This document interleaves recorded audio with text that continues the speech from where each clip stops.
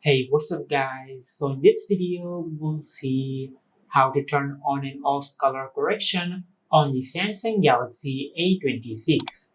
Now to do that, just open the settings app on your smartphone. Now from here, just scroll down and tap on accessibility. Now from here, just tap on vision enhancements. Now from here, just scroll down and tap on color correction. Now from here, just enable this toggle to enable color correction on your smartphone, just like that.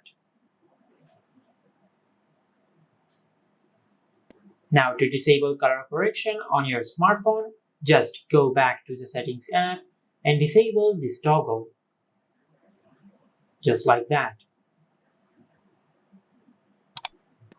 And this is how you can turn on and off color correction on the Samsung Galaxy A26. If you found this video helpful, please like the video and subscribe to our channel and hit the bell icon to get notified when we upload a new video.